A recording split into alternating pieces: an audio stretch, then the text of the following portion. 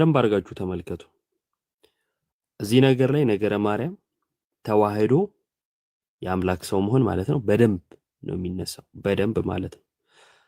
እሺ እሷ እንደ አርሴማ ተራ ፍጥረት ብቻ ሆና እሱ የባህሪ አምላክ ሊሆን አይችልም። እሷ ከቅዱሳን እንደ አንዱ ብቻ ሆና እሱ የባህሪ አምላክ ሊሆን አይችልም በምንም ተአምር ማለት ነው።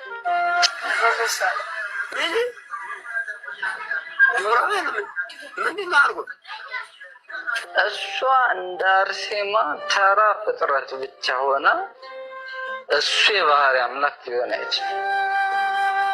እሷ ከቅዱሳን እንደ አንዱ ብቻ ሆና እሱ የባህሪ አምላክ ሊሆን አይችልም በምንም ተአምር ማለት ነው። በስመ አብ አንዴ ቆይ አንዴ እዚች ጋር አንዴ በደንብ ስሙ። እውነተኛ መሆኑን የምንቀበው መቼ እውነተኛ መሆኑን የምናውቀው እሷ ሚዲየተር ሆነች ብቻ ይሄን በደንብ እሱ የባህሪ አምላክ ሊሆን አይችልም በምንም ተአምር። እሷ እንደ አርሴማ ተራ ፍጥረት ብቻ ሆና እሱ የባህሪ አምላክ ሊሆን አይችልም። እሷ ከቅዱሳን እንደ አንዱ ብቻ ሆና እሱ የባህሪ አምላክ ሊሆን አይችልም በምንም ተአምር ማለት ነው። እሺ ይበቃናል።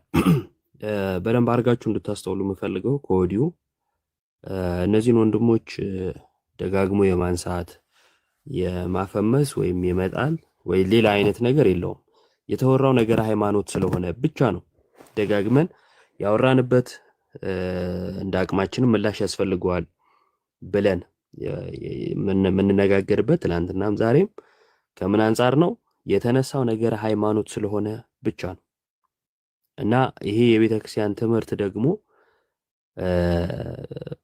ሁላችን የምንድንበት ትምህርት ነው። እንደሚታወቀው ከአባቶች የተቀበልነው አንድ ጊዜ ፍጹም ሆነ የተሰጠ ሃይማኖት አለ እና የሆነ ሰው ተነስቶ ልበርዝ ካለው በማይሆን ሁኔታ ከገለጸው ስህተት ካስመሰለውም ጭምር እውነት የመግለጥ ይሄ ነገር የማለት መብት አለንና ከዛ አንጻር እንደሆነ እንዲታወቅ በዚህም ደግሞ የሚሳሳቱ ሰዎች እንደሚኖሩ ደግሞ የታወቀ ነው እና ሰዎች እንዳይስቱ ስለሚያስፈልግ አንዳንድ ሰዎች ተሳስተዋል አለ ማለት በጣም ሲፈሩ ሁሉ ተመልክቻለሁና ሁለት ሶስት ሰው እንደኔ አይነቱ ዝም ብሎ ሲዘባርቅ የነበረን ሰው እሱ ተሳስተዋል ብሎ ብዙሃኑን ማዳን አይቀልም።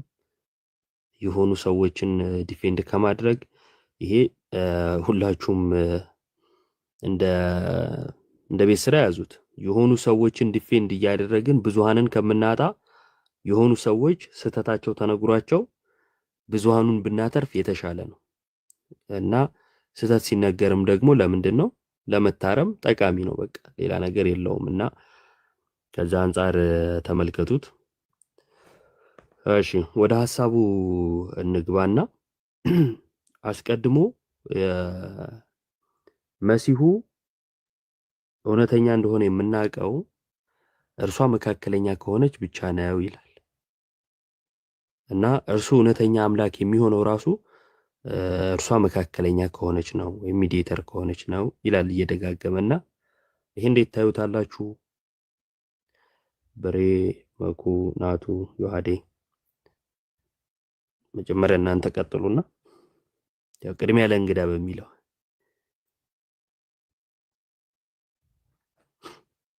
አላችሁ ጋይስ? እኛ አለን ብሬ ይኑራ ይኑራ አላወቅንም እንጂ። እሺ አለው ሰዎች ብሬ ሰምተሃል ወይስ? ሰምቻለሁ። አረ ሌላ ሁላ አለ አይቼ እያየሁ ነበርኩና በጣም ብዙ ቪዲዮዎችን የሆነ ፔጅ ላይ ገብቼ አንድ ገጽ ላይ በጣም ብዙ ተቆራርጠው ተለቆ አይቼ ነበርና ምን ልበልበት የተወሰነ ወይስ? አዎ ሐሳብ ስጥበት። እሺ መጀመሪያ እንግዲህ ዮባ ዮሐዴ ዲያቆን መኳንትሽ ሁላችሁንም ከታች ያላችሁትንም ጭምር ሰላም ብያለሁ። ምናልባት እኔ አላቅም እንግዲህ አዲስ በቴዎሎጂ ትምህርት ቤት ውስጥ 17 ርዕሰ መናፍቃን የሚባሉ አሉና እቺኛዋ እኔ አዲስ ናት ለኔ አሁን አዲስ ሐሳብ አላቅም። በቅንነት ብለውት ይሆናል አላቅም፣ ግን ለኔ እንደሱም አልመሰለኝም። አንደኛ በጣም ገርሞኝ የነበረው ነገር ኢቭን የቴዎሎጂ ትምህርት ቤትን ያጣጣለበት መንገድ በጣም ነው የሚገርመው ልጁ። እንዲያውም ቪዲዮ ልስራ ለስራ ቢያ ይተኩትና ጥራዝ ነጠቅ እውቀት ምናምን እያለ ቴዎሎጂ ትምህርት ቤቶችን ወይ ደግሞ የቴዎሎጂ ትምህርትና በቴዎሎጂ ትምህርት ቤት ያለፉትን ሰዎች ሁላ በቃ በእንትን ነው የሚያበዛቸው። በጣም ነው ይሄ አንደርማይ የሚያደርገው ምናምን ነገርና በጣም ነው የሚንቀው ምናምን። ከዛ እያየሁት ነበረ። ልክ አሁን ያሳየንም ቪዲዮም ተመልክቼው ነበረ። አሁን ሰው መጀመሪያ ኢየሱስ ክርስቶስን ወይ ደግሞ ስለ ሚስጥረ ተዋህዶን ሲያወራ ሰው ከየት ወዴት ነው የሚያወራው ወይ ደግሞ ምንድነው የሚረዳው የሚለውን ነገር መረዳት በጣም አስፈላጊ ነው። እግዚአብሔር ሁልጊዜም አንኮንዲሽናሊ እግዚአብሔር ነው። እግዚአብሔር አንኮንዲሽናሊ እግዚአብሔር ነው። ማለትም የሆነ አካል ከሆነ አካል የተነሳ እግዚአብሔር አይሆንም። ወይም የእግዚአብሔር የባህሪ አምላክነት ሌላ አካል ላይ የተደገፈ አይደለም። የእግዚአብሔር ማንነቱ የሆነ አካል ላይ የተደገፈ አይደለም፣ በራሱ የቆመ ነው። ስለዚህ በራሱ የቆመውን እግዚአብሔርን አሁን የእመቤታችንን ቅድስና መናገር ሌላ ነው። የእመቤታችንን ክብር መናገር፣ ማስተማር፣ ማውራት ወይ ደግሞ የክርስቶስ ኢየሱስን የቃል ስጋ መሆን ስቦ አምጥቶ ከእመቤታችን ጋር እንትን ማለት ግን ከዛ ጋር ኮንዲሽናሊ ማስቀመጥ ወይ ደግሞ ከዚያ የተነሳ ነው ብሎ ማስቀመጥ ግን ፍጹም ስህተት ነው። በቀደመው ዘመን የነበሩ የምንፍቅና አስተማሪዎችም በዚህ ልክ እንደዚህ ያሉ። ስለዚህ ኢየሱስ ክርስቶስ ከእመቤታችን ሚዲየተርነት የተነሳ ምን አልሆነ? የባህሪ አምላክ የሆነው ራሱ የባህሪ አምላክ ራሱ የሆነው ከእመቤታችን ሚዲየተርነት የተነሳ ነው። እርሱ መኖር አለበት የሚል ሀሳብ ያነሳል። መባረክን ከእሱ ሀሳብ ያነሳል። ከእመቤታችን የተነሳ ለጌታ የሆነ ምንም የለም። እርሱ የዘላለም አምላክ ነው አይደል? በጸሎት ሃይማኖታችንም እንደምንለው ከእውነተኛ አምላክ የተገኘ እውነተኛ አምላክ ነው። እንዲያውም ቅዱስ ዮሐንስ በአንደኛ ዮሐንስ መልእክቱ ምዕራፍ 1 ቁጥር 1 ላይ ስለ ሕይወት ቃል ከመጀመሪያ ጀምሮ ስለነበረው እናወራላችኋለን ይላል። ስለ ሕይወት ቃል ከመጀመሪያ ጀምሮ ስለነበረው ነው። መጀመሪያ የነበረው ማለት ነው። ከመጀመሪያ የነበረው እርሱ ነው። ምን ቃል ምን ሆነ ያለው? ስጋ ሆነ ያልነው ማለት ነው። ከእርሱ የተነሳ እመቤታችን ከብራለች እንጂ ከእርሷ የተነሳ እርሱ አልከበረም። አሁን ለፍጥረት ነው እንጂ ከእገሌ ወይም ከዚህ የተነሳ ተብሎ ኮንዲሽን ተቀምጦ ወይም ፕሪኮንዲሽን ተቀምጦ የሚቀጸለው ለአምላክ ግን ለዘላለም አምላክ ለአካላዊ ቃል ግን የእመቤታችንን ቅድስና ወይ ደግሞ የእመቤታችንን ክብር የእርሱ ክብር ከእመቤታችን ክብር የተነሳ የእርሱ የባህሪ አምላክነት ከእመቤታችን ምልጃ ጋር የተገናኘ አድርጎ ማውራት ባይዞ አዲስ ሀሳብም አዲስ ንግርም ጭምር ነው እና ብዙ ነገራቸው ላይ ምንድን ያየሁት ይሄ እጅን አጣጣላ ሳምሮ ነገሮችን በደንብ በቃ እንደተረዳ ሰው በጣም እንደሚያውቅ ሰው መናገራቸው ማውራቱ በደንብ የነገር መለኮት ትምህርት ነው ደግሞ የቤተክርስቲያን ትምህርትን እንደተረዳ አክት የሚያደርግበት ወይ ነው እና ፍጹም ስህተት ነው። ኢየሱስ ክርስቶስ ከእመቤታችን በኋላ የከበረ አይደለም። ከእመቤታችን በፊት የነበረ ነው። ከእመቤታችን በፊት የነበረ ነው። ለምሳሌ በራዕየ ዮሐንስ ምዕራፍ 2 ቁጥር 8 ጀምሮ ቅዱስ ዮሐንስ በራእዩ እንደዚህ ይላል። ለሰምርኔሱ ቤተክርስቲያን ወይ ደግሞ አለቃ ለሰምርኔስ ማለት ነው። ጸሐፍ ሎቱ ለመላከ ቤተክርስቲያን ዘሰምርኔስ ከመዝ ይቤ ዘሞተ ወሃይወ ዘሃሎ ወይሄሉ ይላል። ለሰምርኔስ ቤተክርስቲያን አለቃ ወይም አስተዳዳሪ እንዲህ ብለህ ጻፍለት፣ ያለውና የሞተው ደግሞም ሕያው የሆነው ያለውና የነበረው እንዲህ ይላል ብለህ ጻፍለት አለ። ስለዚህ የሞተው ደግሞም ሕያው የሆነው ከዛስ ያለውና የነበረው ያለው ነው። ከዘላለም ዘመናት በፊት የነበረ ነው። ከአብ ጋር የሚተካከል ነው። እርሱ የዘላለሙ አምላክ ዘመን የማይቆጠርለት ዘመን የማይነገርለት ከዚህ ጊዜ ጀምሮ አለ ከዚህ በፊት አልነበረም ተብሎ የማይቀጸልለት የዘላለሙ አምላክ ወይም ያ የዘላለሙ አምላክ አካላዊ ቃል ብለን ያለው እርሱ ምን ሆነ? ቃል ስጋ ሆነ። ከእመቤታችንም ደግሞ እንግዲህ ከስጋ ሰው ጋር ከነፍሷ ነፍስ ነስቶ ምን ሆነ? ሰው ሆነ ብለን እየተናገርን ሰውን ስለማዳን የሆነውን ነገር እየተናገርን እኛን መምሰሉን እየተናገርን እንጂ እርሱ ከእመቤታችን የተነሳ የከበረ አይደለም። ለእርሱ ከእመቤታችን የተነሳ እርሱ እንዲህ ሆኗል ተብሎ አይነገርለትም፣ አይቀጸለትም ማለት ነውና ያው ምናልባት እንግዲህ ሐሳቡ ፍጹም ስህተት ስለመሆኑ በተወሰነ ደረጃ ትንሽ በኤክሳን አካባቢ ሄዶ የሰማ ሰው የሚረዳው እውነት ነው። እንግዲህ ሌሎችም ስላላችሁ ሂዱበት። ቃሎት ያሰማልን ብሬ እግዚአብሔር ይስጥልን። እንግዲህ ሁላችሁም እንድታስተውሉ የምፈልገው ቅድምም ብየዋለሁ፣ አሁንም መድገም የምፈልገው ምንድነው እሱ ምላሽ ያስፈልገዋል። ይሄ ነገር ፈር የለቀቀ ነው ልክ አይደለም ብለን ስንል በመናቃት ያህል ቤተክርስቲያን እንደዚህ አይነት ትምህርት ስለሌላት ነው አንደኛ። ሁለተኛ ነገር ደግሞ ይሄ በቀጥታ ነገረ ድህነት ትምህርታችንን የአምላክን ሰው መሆን የሚጣረስ ትምህርት ነው እንደ እንትን የተሰጠውና ሚዲያ ላይ እንደመለቀቁ የግድ ሚዲያ ላይ ነው ምላሽ የሚያስፈልገው። ብዙ ሰው ተመልክቶታል። ሰው መርዙ ወደ ሰዎች ከደረሰ ማርከሻውም በዛው መንገድ ወደ ሰዎች መድረስ አለበት የሚለው ያው ጥያቄ የሌለው ጉዳይ ነው ማለት ነው። እሱ ሊታወቅ ይገባል። በተዋህዶ ትምህርታችን ስንጀምር አምላክ ሰው ሆነ ብለን ነው የምንጀምረው። ከዛን ሰው አምላክ ሆነ እንላለን። የነሳውን አክብሮታልና ማለት ነው። ይሄ ቅድም የሰማነው ቪዲዮ ላይ ያለው አገላለጽ ግን እርሱ የባህሪ አምላክ የሚሆነው ወይም ደግሞ መሲሁ እውነተኛ መሆኑን እንኳን ለማረጋገጥ መጀመሪያ ማርያም ምን መሆን አለባት ነው የሚለው? ሚዲయేተር መካከለኛ መሆን አለባት ነው የሚለው። ይሄ እንዲህ ያለ የቤተክርስቲያን ትምህርት የለም እና ቀጥሉና ቪዲዮውን ደግሜ ላሰማ እችላለሁ። ምናልባት ያልሰማ ካለ ቀጥሉ። ድገመውና ኢዮባ ሜቢ መምህርም ስላሉ ሌሎችም እንዲሰሙ ሰው እየገባን ከዛ ድንቀጥል መልካም ነው። እሺ የሚገባው መቼ እውነተኛ መሆኑን የምናውቀው እሷ ሚዲయేተር ሆነች ብቻ ነው። ይሄን በደንብ እሱ የባህሪ አምላክ ሊሆን አይችልም። በምን ታምር እሷ እንደ አርሴማ ተራ ፍጥረት ብቻ ሆና እሱ የባህሪ አምላክ ሊሆን አይችልም። እሷ ከቅዱሳን እንደ አንዱ ብቻ ሆና እሱ የባህሪ አምላክ ሊሆን አይችልም። በምንም ታምር ማለት ነው። የሚገባው መቼ እውነተኛ መሆኑን የምናውቀው እሷ ሚዲయేተር ሆነች ብቻ ነው።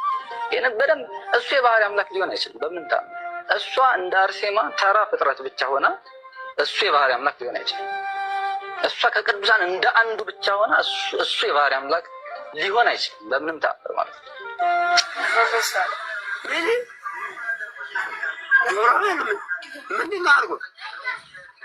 እሷ እንደ አርሴማ ተራ ፍጥረት ብቻ ሆና እሱ የባህሪ አምላክ ሊሆን አይችልም። እሷ ከቅዱሳን እንደ አንዱ ብቻ ሆና እሱ የባህሪ አምላክ ሊሆን አይችልም። በምንም ተአምር ማለት ነው።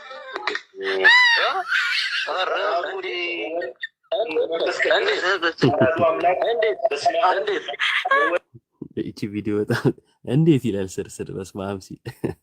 እሺ ተመልክታችሁታል ብዬ አስባለሁ። ሁለት እንግዲህ የሚነሱ ነጥቦች መካከለኛ የሚለው አገላለጽ ምን ማለት ነው? እንዴት ነው የምንጠቀመው? ለማንስ እና መቼ እንዴት እንጠቀመዋለን የሚለው መሰረታዊ ጉዳይ ስለሆነ እሱ ይነሳል። ከዛን ደግሞ የእሱን መሲህነት ለማረጋገጥ ወይም እሱ መሲህ እንደሆነ የምናውቀው እሷ መካከለኛ ከሆነች ብቻ ነው ስለሚል እንዴት ነው ይሄኛውስ? ፕላስ ደግሞ የባህሪ አምላክ ሊሆን አይችልም ነው የሚለውና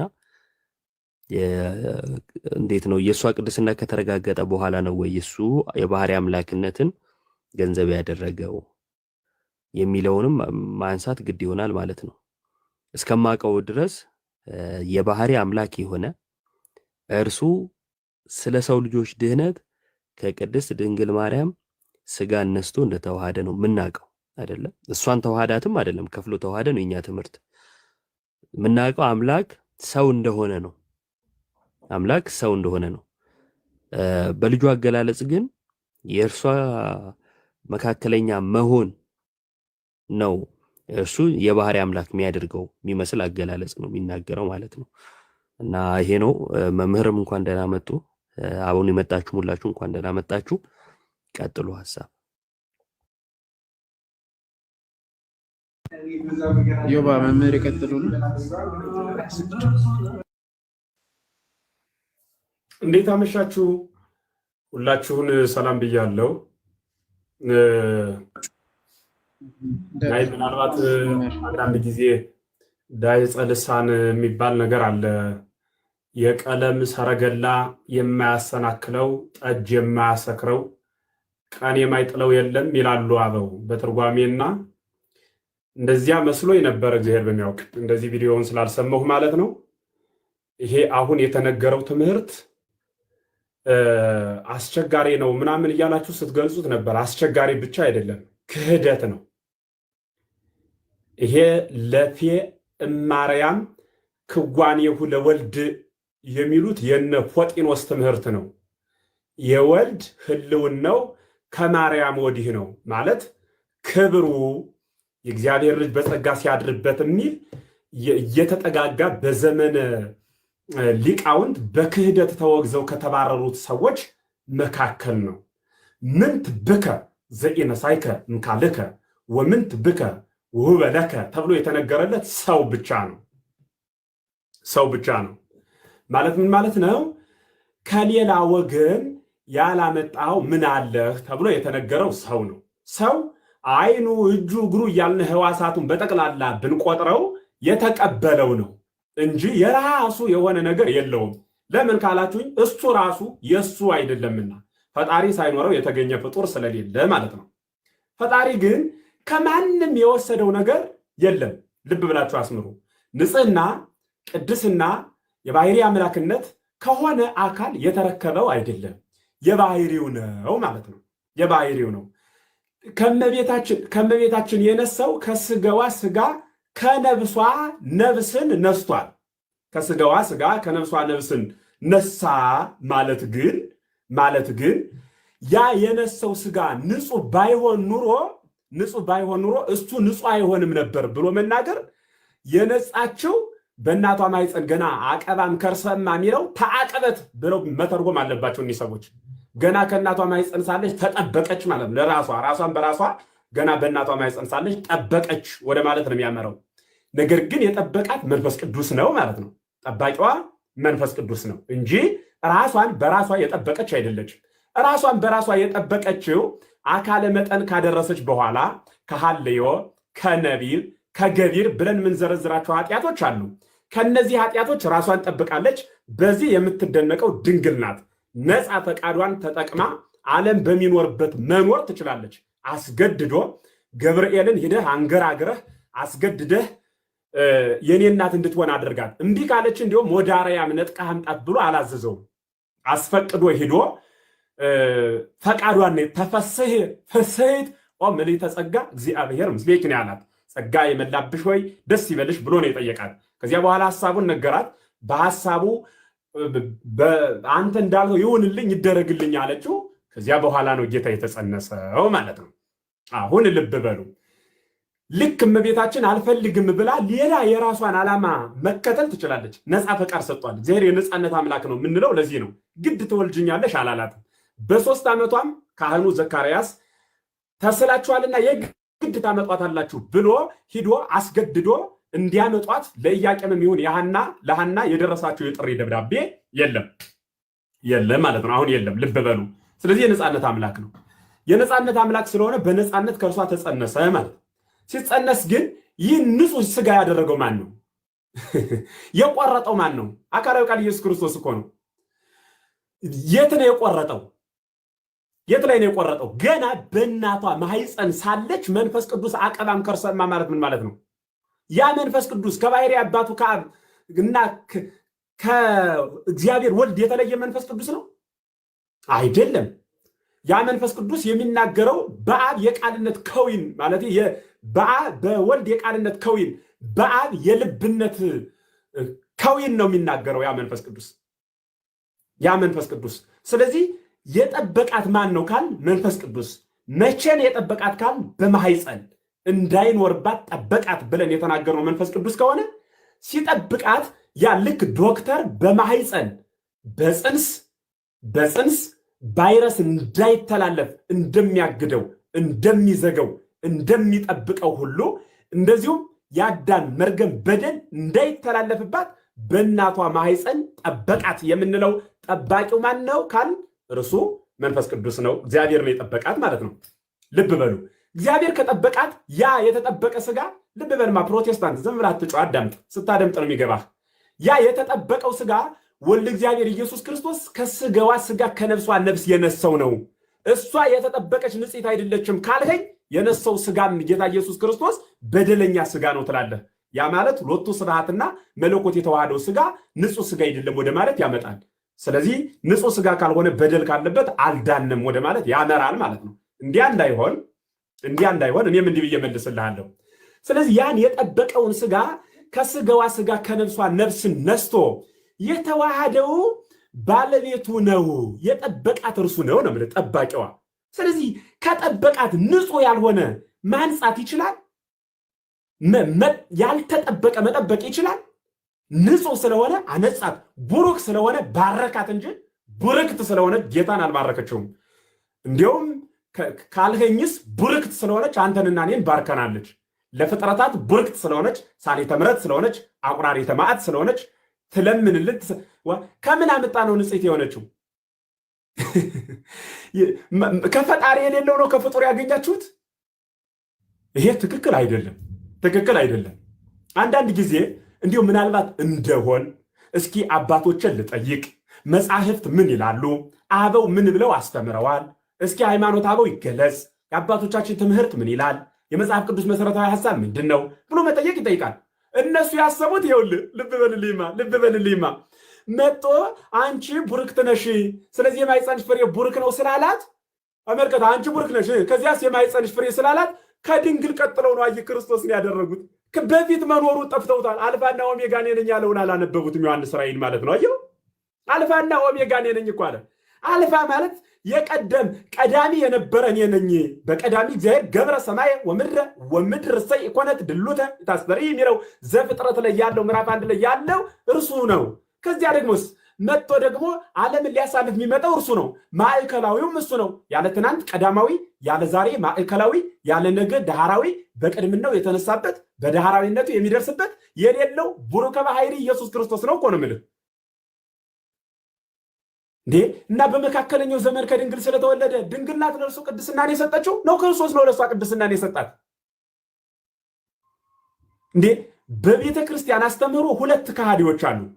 አንዶቹ ማርያማውያን ይባላሉ፣ ሌላኞቹ ጸረ ማርያም ይባላሉ። ጸረ ማርያም የሚባሉት በቃ ኢየሱስ ነው፣ ኢየሱስን አግኝተናል፣ በቃን ብለው የሚዘጉት ናቸው። እኒህ ጸረ ማርያም ናቸው።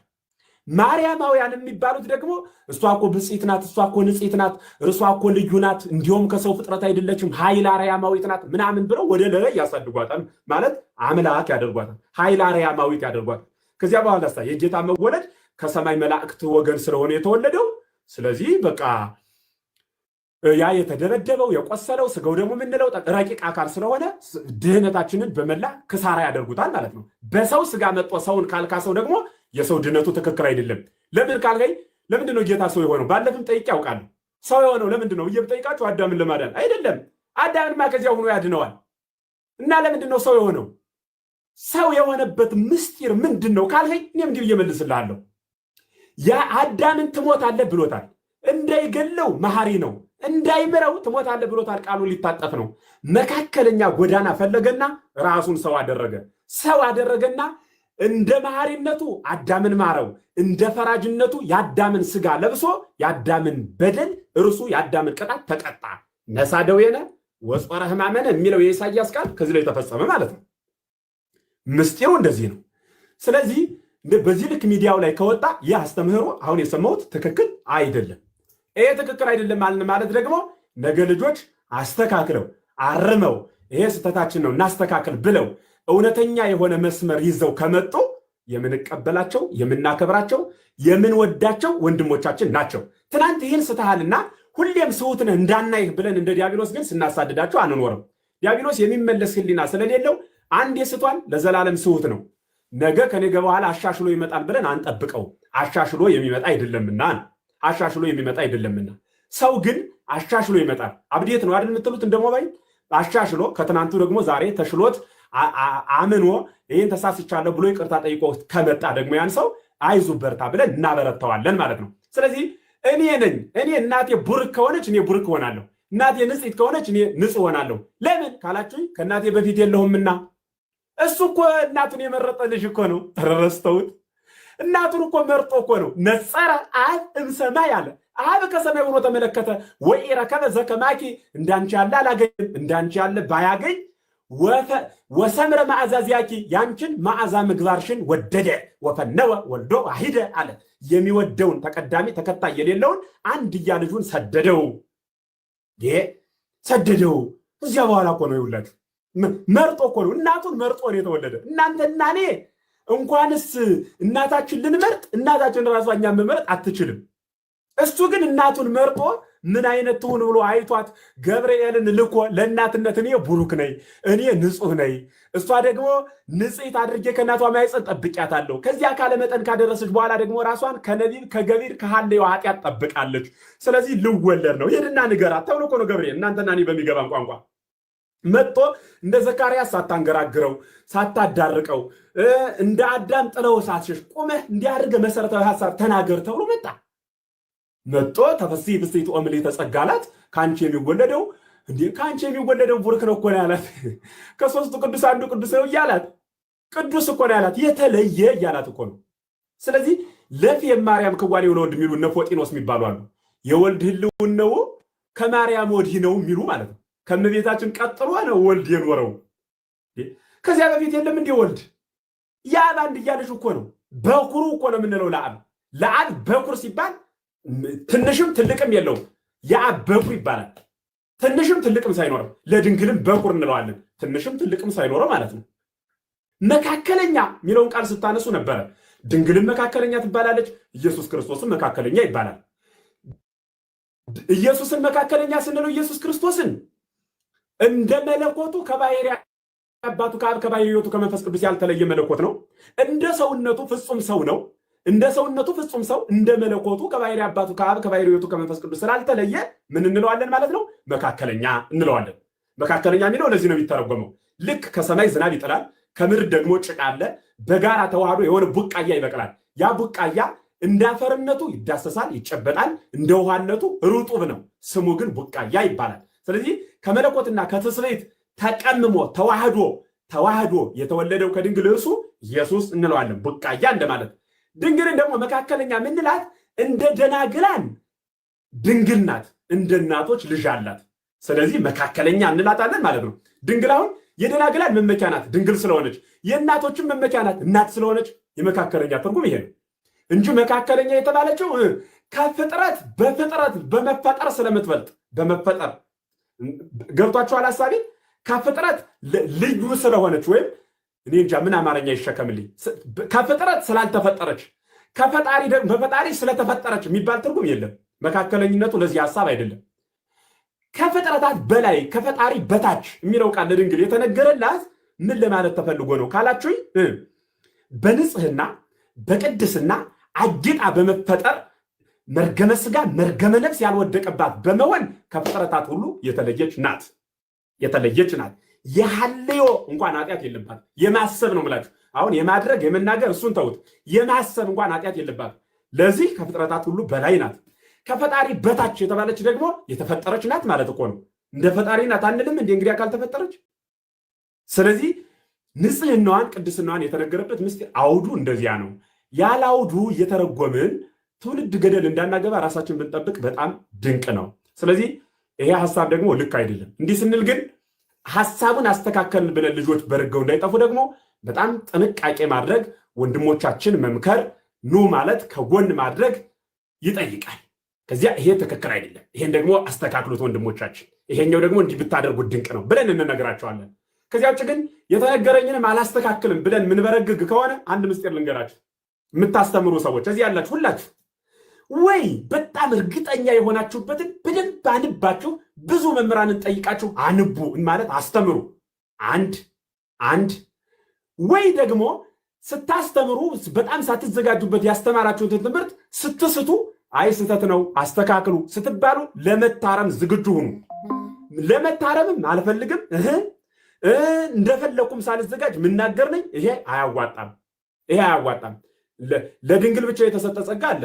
አሁን ድንግልም ናት ልጅም አላት ብያችኋለሁ። ከዚህ መካከል አንዷ ሴት ልጅም መውለድ አለብኝ ድንግልናዬንም አላጠፋም ብትል አይቻልም። ምረጭ ነው የሚባለው። ስለዚህ እግዚአብሔር ምስክሬ ነው። በድንግል ማርያም ነው የምለምናችሁ። እኔ አሁን ይሄ ለማስመሰል አይደለም፣ ያው እግዚአብሔር ምስክሬ ነው። መምህር እዚህ አካባቢ ይህን ስትሃል ብሎ አሁን አንድ ሰው ቢነግረኝ ማስረጃ ሰጥቶ ከነገረኝ ያው እግዚአብሔር ምስክሬ ነው። በቃ አስተካከላለሁ። እኔ የተናገሩት እኔ እግዚአብሔር ነኝ እንዴ? የእግዚአብሔር ቃል እኮ የምናገረው በመንፈስ ቅዱስ ባልታሸ አንደበት ልናገር እችላለሁ፣ ላጠፋ እችላለሁ፣ ልስት እችላለሁ አይደል? እውቀት እኮ ነው ያወቅነው። ሁላችንም እኮ በቅድስና አይደለም የምናስተምረው። እውቀት ደግሞ ምሉ የሚሆነው በቅድስና ሲቀኝ ነው። አግኝታችሁኛል ሐሳቤን? አንዳንድ መዝሙር የሚዘመር እኮ ሲጨመርበት ነው አይደል? የሆነ የሚጨመርበት አለው እኮ መዝሙሩ። ይሄ ክራር አለ እንዲያ ሲሆን በጣም መዝሙሩ ይደምቃል። ብቻውን ድምፁ ብቻ ግን ከሆነ ያደርቃል። የእኛን ብቻ ድምፅ ሊሆን ይችላል። ገብቷችኋል? የመንፈስ ቅዱስ እንዚራነት ያስፈልጋል። በመንፈስ ቅዱስ እንዚራነት የታሸ ሲሆን ከዚያ በኋላ ነው ያ ትክክለኛው አማናዊ አስተምሮ ወደ መባል ያድጋል ማለት ነው። ስለዚህ ምንናገረውን ነገር ጥንቃቄ መፍጠር፣ ከሳትን ቀን ከጣልን ደግሞ ለመስተካከል ዝግጁ መሆን፣ አርሙኝ ማለት ያስፈልጋል እንጂ እሷ ናት እሱን የቀደሰችው ብሎ መናገር ይህ በጣም ነውር ብቻ ሳይሆን አብይ ክህደት ነው። አብይ ክህደት ነው። እሱን እንድንይዝ ለማለት ነው። ካበዛው ይቅር በሉኝ። ስላሴ ይስጥልኝ። አመሰግናለሁ። ቃልዮት ያሰማልን መምህር፣ እግዚአብሔር ይስጥልን። በጣም እናመሰግናለን። እሺ ዮሐዴ አለ አለውኝ ኢዮባ ቃልዮት ያሰማልን መምህር። አውራ ያሰማን ብያለሁ ሁላችሁን። ዮሐዴ እንደምሰንበት እግዚአብሔር ይመስገን። እንኳን ደህና መጡ መምህር። አሉ አለሁ። እንኳን ደህና ሰነበታችሁ አለሁ። አሜን አሜን። በእርግጥ መምህር በደንብ በቃ አሪፍ አድርገው ገልጸውታል። ሁልጊዜ እንደምንለው ነገረ ማርያምና ነገረ ክርስቶስ በነገረ ሥላሴ ሰው እንደመጣለት ወይም ደግሞ ቃላቶች ራሱ በጣም ወደ ትልቅ ስህተት ሊመሩ የሚችሉ ስለሆኑ እንደው ስሜታችን በመራን ወይም ደግሞ ፈቃዳችን በተሰማን ልክ ወይም ደግሞ በመሰለን ልክ ልንገልጸው የምንችላቸው ትምህርቶች አይደሉም። ኦኬ ከተቻለ መጠቀም ያለብን እኛ ባዕዳን አይደለን። ኦኬ ሶርሶች አሉን። መጽሐፍ ቅዱስ አለ። ከዛ ቀጥሎ ደግሞ አባቶች አሉ። የቋንቋም የአገላለጽም ድሆች አይደለንም። መጽሐፍ ቅዱስም በሚገባ በብዙ ቋንቋዎች በግዕዙም በአማርኛውም የተገለጸልን ፕላስ ደግሞ ከነ አንድምታ ማብራሪያ። ከዛ በመቀጠል ደግሞ ሃይማኖተ አበው ትላልቅ መጻሕፍትም ጭምር ያለን እንደ ፕሮቴስታንቶቹ በተሰማን ልክ መጽሐፍ ቅዱሱ በተረዳነው ልክ መናገርም ማውራትም አንችልም። የአባቶችንም ጨምሮ ማለት ነው። እንደዛ ማድረግ አይቻልም። ይሄ ኦርቶዶክሳዊነት መጠን ነው። ዲያቆን ያረጋል አበጋዝ የሚለው ነገር አለ። ኦርቶዶክሳዊነት መጠን ነው። ኦኬ መጠን ነው ሲባል ያለ ልክ ዝም ብሎ ነገሮችም ያለ ልክ መለጠጥም ልክ አይደለም።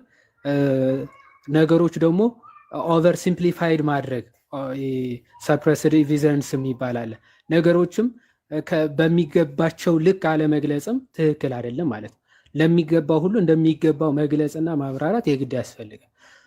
ነገረ ማርያም ከሚገባው አልፎ ልክ ኤጲፋኒስ የሚናገረው ነገር አለ። እመቤታችን ቅድስት ድንግል ማርያም እውነት ነው እንወዳታለን፣ እናከብራታለን። ኦኬ የጌታችን እናት እንላታለን፣ ድንግል ነሽም ብለን እንመሰክርላታለን አለ። ኦኬ ክብሯም ከፍጥረታት ሁሉ ከፍ ያለ እንደሆነ እንናገራለን።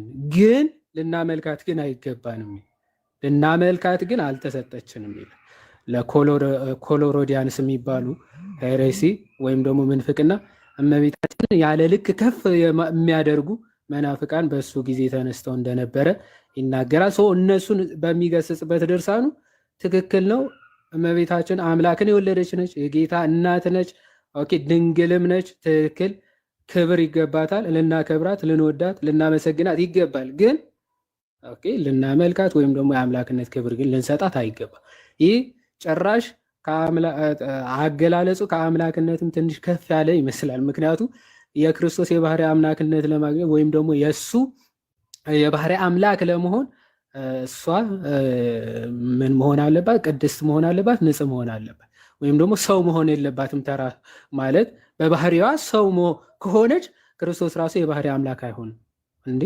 እመቤታችን ወላዲተ አምላክ የተባለችው እኮ ክርስቶስን ኦኬ የባህሪ አምላክ የሆነው እርሱን ስለወለደች እንጂ ኦኬ እሷ ስለወለደችው እሱ አምላክ የሆነ እኮ አይደለም። ኦኬ ልክ ሃይማኖተ አበውም ሲናገር ክርስቶስ መለኮቱ ወይም ደግሞ አምላክነቱ ከእርሷ የጀመረ አይደለም እኮ ነው አይደል? ሃይማኖተ አበው አምላክነቱ አምላክን በስጋ ስለወለደች የአምላክ እናት ትባላለች እንጂ እኮ። ስለዚህ አምላክ እናት የተባለችው በባህሪው አምላክ የሆነው ጌታ በስጋ ከእሷ ስለተወለደ ነው እንጂ እሷ ስለወለደችው የባህሪ አምላክ የሆነ አይደለም። ስለዚህ ጌታችን የዘር ሐረጉ እኮ ቢቆጠር ለባህሪ አምላክነቱ እኮ ማለት የዘር ሐረጉ ለባህሪ አምላክነቱ ፋይዳ አለው እንዴ?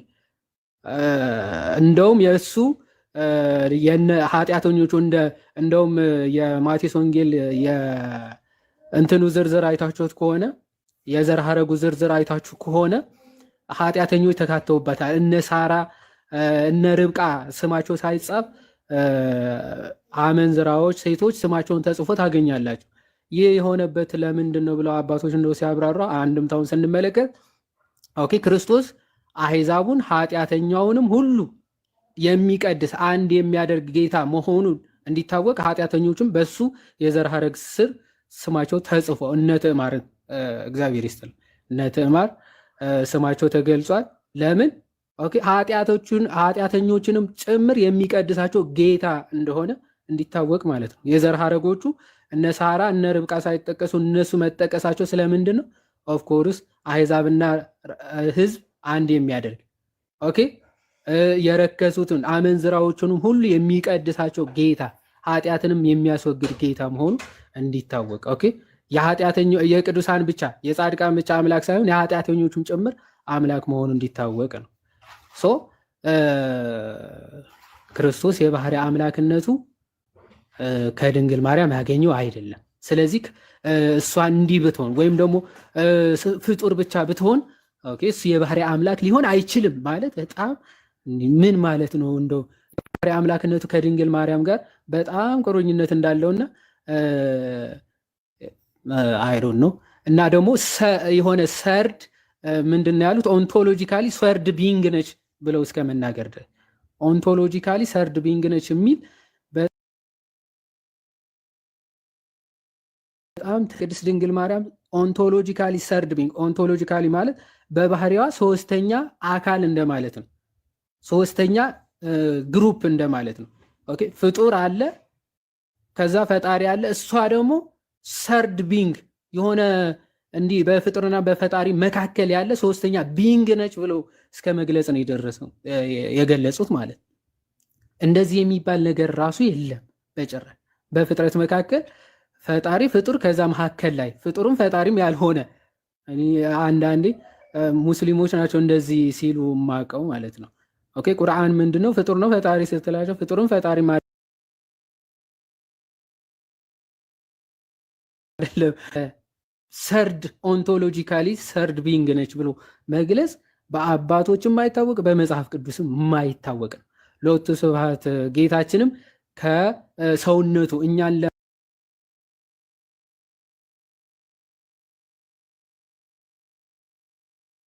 ለማዳን ኦኬ ማለት ምንፍቅና ስለው ሐሳቡ ነው። እሺ ልጆቹ ወይም ደግሞ ይሄን የተናገረው ሰው እያልኩኝ አይደለም። ምክንያቱ ማለት እንደዚህ አይነት ወይ ምንድነው ሁላችሁ መዝለይ ያለ አንድ ሺህ ሰው መረዳት ያለበት ትክክል አይደለም ብለን እንደየ አውዱ የምንናገረው ሐሳቡን ነው እንጂ የሆነ ሰው ጋር ወስዳችሁ አትለጥፉት። ልክ አይደለም ብለን የምንናገረው ሐሳቡን ነው። ማንንም ወንድም የሚጠላ የሚገፋ የሚያሸብር እና የሚያሳቅቅ አመለካከት ያላችሁ ሰዎች ከህሊናችሁ አውጡት። እገሌ የተሸነፈ እገሌ ያሸነፈ የሚል የድጋፍ ኮመንታችሁንም እርሱት። እየተናገርን ያለነው አስተምህሮ ነው። ማንም የሚናገረው ማንም የሚተርጉመው ማንም ያመስጥረው ቡርክ ስለሆነ ባረካት እንጂ ቡርክት ስለሆነች የባረከችው ጌታ የለንም የሚለውን አስምራችሁ ያዙ ነው። አስተምህሮ እሱ ነው እንጂ የሆነ እነዚህን እገሌን ምናምን እየወሰዳችሁ አታገናኙት። እሱን ለማለት ፈልጌ ነው። ያዴ ቀጥል። ዝናብ ስለመጣችን ሳልን ዝናቡ እንዳያስቆመኝ ብዬ ነው። እሺ እግዚአብሔር ይስጥልን። አዎ መምህር እሱን ነው እያለን ያለ ነው። አሁን አንዳንዴ ወደ ፐርሰናል ምናምን ሀሳቡና ፐርሰኑን በደንብ እየለያችሁ እሺ። እንደ አንዳንድ ሰዎች ዝም ብሎ ሀሳቡም ሰውየውም ዝም ብሎ አዳብሎ መቀጥቀጣል እሱ አይደለም። አሁን ዋናው ኮንሴፕቱ ነው። እኔ ሀሳቡ አሁን ሰርድ ቢንግ ነች ሲባል ምንድነው በዚህ ታስተምሩ ራሱ የቻለ ሄሬሲ ነው። ምክንያቱም መዳናችንም ጭምር የሚነካ ነገር ስለሆነ። እንዴት ነው የሚነካው? ክርስቶስ ሰው ሆኖ ያስፈለገው ወይም ደግሞ ከአምላክነቱ ከሰማያ ሰማያት ወርዶ የእኛን ስጋና ነፍስ መዋሃድ ያስፈለገው መፈወስ የሚያስፈልገው ስጋና የእኛ ስጋና ነፍስ ስለሆነ ወይም ደግሞ መሞት ያለበትም የእኛ ስጋና ነፍስ ስለሆነ ማለት ነው። ዕብራውያን 2 ምዕራፍ 2 ከቁጥር 14 ሐዋርያ ቅዱስ ጳውሎስ በስጋና በደም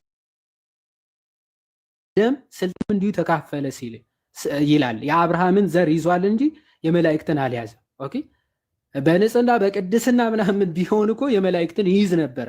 ጉዳዩ ከንጽህናና ከቅድስና ወይም ደግሞ የሆነ ሰርድ ስቴት ምናምን ቢያስፈልግ ኖሮ ከሰዎች መካከል ራሱ ድንግል ማርያም ባልተመረጠች ነበረ። ሰርድ ቢንግ ሌላ ነገር ፈጥሮ ወይም ደግሞ ኦንሊ ጂሰሶች እንደሚሉት የሆነ ፍጥሩን ፈጣሪም ያልሆነ ስጋ ከሰማያት ይዞ መምጣት ይችል ነበር።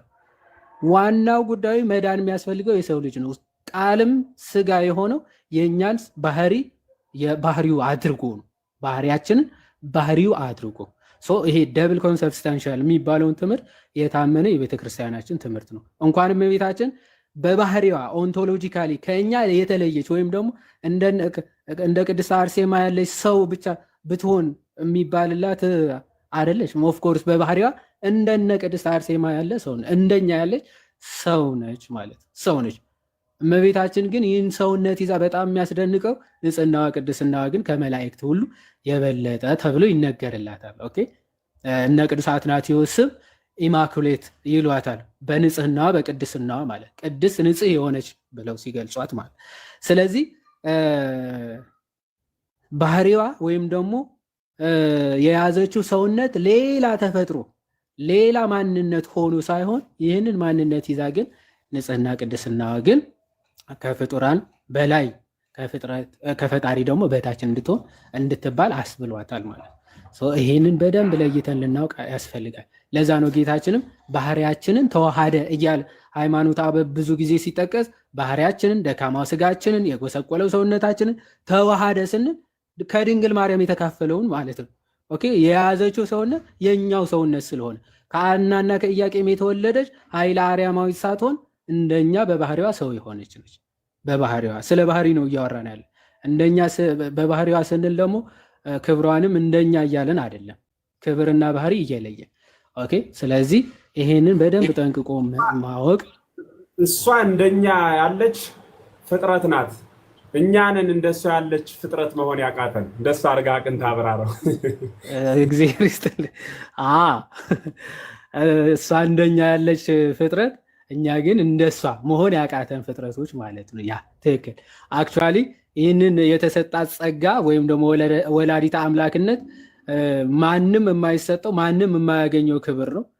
ኦልሬዲ ያልተሰጠ የማይሰጥም ክብሯና ብቸኛ የእሷ ክብር ብቻ ነው። ኦኬ ወላዲተ አምላክነት ለእርሷ ብቻ የተሰጠ ጸጋ ነው። ማንም ፍጥረት ሊያገኘው አይችልም። ይሄ ማንም ቢወጣ ቢወርድ ቢለፋ ቢቀደስ ምናምን ነጽሮተ መላእክት ነጽሮተ ስሉስ ቅዱስ ሊደርስ ይችላል። የአምላክ እናት መሆን የሚቻለው ግን ማንም የለም። ይሄ የተዘጋ ጉዳይ ነው። ብንችል ግን ያው እንደ ቅዱሳኑ እንደ ሰማዕታቱ እንደነ ቅዱስ ጳውሎስ የመሆን ጸጋው ግን አለን ማለት ነው። ከተጠቀምንበት ኦኬ ከእድሉ የተሰጠንን ጸጋ በአግባቡ ከተጠቀምንበት እንደ የትኞቹም ቅዱሳን የመሆን ምን አለን? ጸጋው አለን፣ መብቱ አለን፣ እንችላለን ከተጠቀምንበት ማለት ነው። የማይቻለው ማንም ፍጥረት የማይችለው ግን የእርሷ ወላዲተ አምላክነት ግን ማንም ሊያደርገው አይችልም። የማይቻል ነው። ይሄ የተለየ በላይ የሚያስብላት ክብርም ይሄ ወላዲተ አምላክነቷ ነው። ኦኬ ወላዲተ አምላክ መሆኗ ከፍጡራን በላይ እንድትሆን እንድትባል አስብሏታል። ይሄ ክብር ይሄ ጸጋ መሰጠቷ ከፍጡራን ሁሉ በላይ እንድትሆን አድርጓል። ንጽሕና በቅድስና ግን እንደ ሰማዕታቱ እንደ ሐዋርያቶቹ ቅድስናው ማዕረጉ ክብሩ የማግኘቱ ይቻላል። ይህን ለማለት ነው። ካበዛው ይቅርታ። ቀጥሎ ወንድሞች። ቃልዮትን ያሰማልን። ቃልዮት ያሰማልን። ባዲ ቀጥል አንዱ አውራ ችግር የለውም። ያዋዲ እሺ፣ ምናልባት የቀረ ሀሳብ አለ ካለ ምትሉት፣ ከዛን ቤተ ማርያምን አንዳንድ ጥያቄ መጠየቅ ፈልጋለሁ። ጥያቄ ካላችሁ ጋይስ።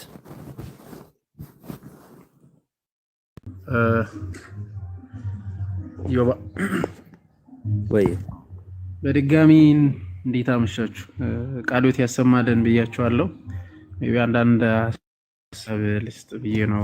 ቀን ላይ ያልጠራ አንዳንድ ነገሮች ስላሉ አክቹዋሊ ያው መምህራኖች በደንብ በግልጽ አስተምሯል፣ ነግሯቸዋል። ግን ከዚህ ስር የሚገኙ ልጆች ይኖራሉ ሜቢ በደንብ ያላስተዋሉ፣ በተለይ ሞናርኪ ኦፍ ፋዘርስ በሚለው ላይ አንዳንድ ሀሳብ ልሰጥ ብዬ ነው ከተፈቀደ።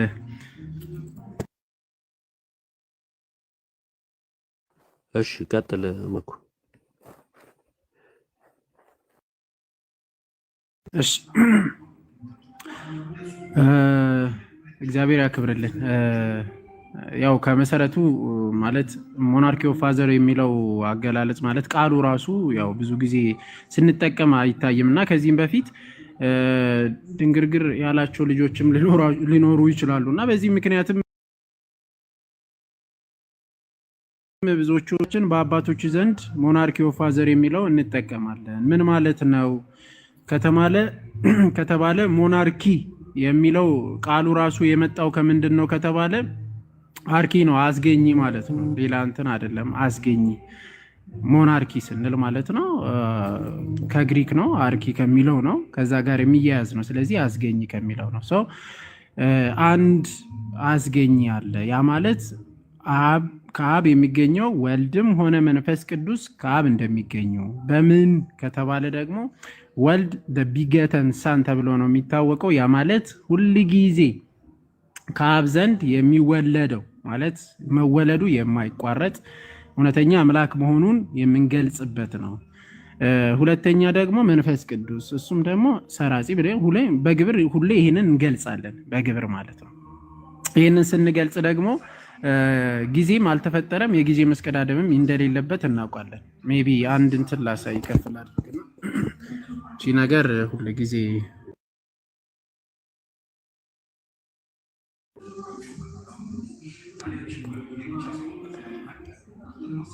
ብዙ ጊዜ በፍሌም ይቀመጣልና ከታየ አንዳንድ ጉዳዮችን ከላይ ታነሳለህ። ዮቤ ጽሁፉን አንሳለት፣ ወደ ጎን አድርገው። ቴንክ ዩ። እዚህ ላይ እንደምትመለከቱት ምንድነው በደንብ እንድታስተውሉ አብ፣ ወልድ፣ መንፈስ ቅዱስ በመለኮት አንድ አምላክ ብለን እናምናለን። ያ ማለት አብ አምላክ ነው፣ ወልድ አምላክ ነው፣ መንፈስ ቅዱስ አምላክ ነው። ይሄ በውጭው ዓለም ምን ተብሎ ነው የሚታወቀው? ማለት በኩነት ብዙ ጊዜ ሪሌሽንሺፑ አብ በወልድ ወልድ በአብ እንዳለ እናውቃለን። በዮሐንስ ወንጌል ምዕራፍ 14 ቁጥር 11 ላይ ባለው መሰረት አድርጎ አባቶች ያብራራሉ። ይሄ ተቋርጣል መኩ እኔ ጋር ነው ገብቶብኝ ነበር። አይ ሁሉም ጋር ነው። ተመልሻለሁ። አሁን ተመልሳለሁ። አሁን መጣ። አልቀጥል። እሺ ፔሪኮሪሲስ የሚለው ትምህርት አብ በወልድ እንዳለ፣ ወልድ በአብ እንዳለ፣ መንፈስ ቅዱስ በአብ እንዳለ፣ አብ በወልድም በመንፈስ ቅዱስም እንዳለ፣ ሶስቱም በአንድነት እንዳሉ ያው ትሪኒቲ ሲባል ሲጀመር ትራይ ዩኒቲ ነው። ሶስቱ በአንድነት ማለት ነው። ትራይ ዩኒቲ ትሪኒቲ ብለን እንገልጻለን። ስለዚህ ሶስቱ አንድ መለኮት አላቸው። ያ ማለት ጋድ ሄድ የምንለው አንድ ነው። ዋን ቢንግ ነው ያላቸው። ደግሞ ዋን ቢንግ ማለት አንድ መገኛ ነው ያላቸው። ሶስት እያንዳንዳቸው ሰልፍ የየራሳቸው መገኛ የላቸው፣ ለብቻ ማለት ነው። ያ ማለት አብ ለብቻ፣ ወልድ ለብቻ፣ መንፈስ ቅዱስ ለብቻ፣ ስሪ ቢጎተን ስሪ ሰልፍ ኤክዚስተንስ አንልም፣ ለብቻ ለብቻ ማለት ነው። ይህንን ለመግለጽ ሁል ጊዜ ሞናርኪ ኦፍ ፋዘርስ እንጠቀማለን። ከአብ የተወለደ እንላለን ወልድን ሁል ጊዜ፣ ከአብ የሰረጸ ደግሞ መንፈስ ቅዱስ። ስለዚህ አስገኝ ሲባል የሆነ መፍጠርን አይነት ነገር እየተናገርን አይደለም። ብርሃን ከብርሃን ይወጣል።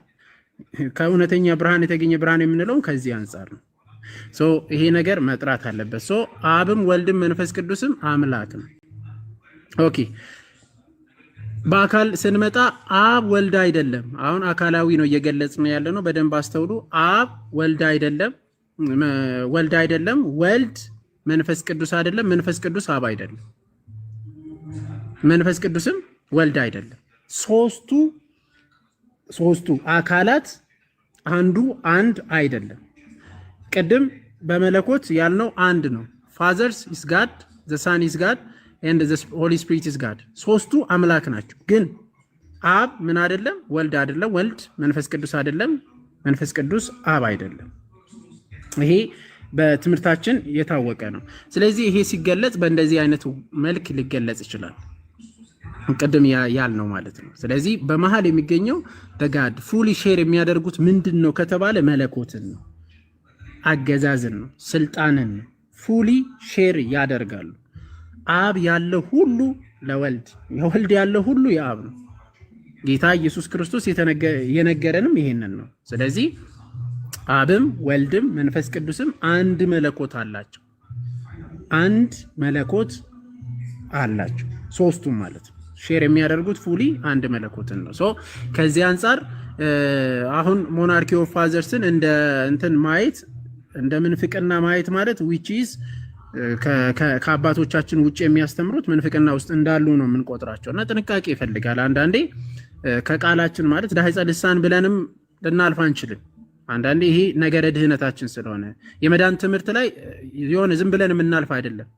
በቃ መዳን ነው። ስለ መዳን ጉዳይ እስከሆነ ድረስ መዳንን የሚነካ ከሆነ መናገር አለብን። ስለዛ ነው የምንናገረው ፊት ለፊትም ወተን ሄሬስ የሚሆነውም ከመዳን አንጻር ከሆነ ማለት ነው። አባቶቻችንም ያላለፉበት አትናሺዮስ ሲጠቀምም እናያለን።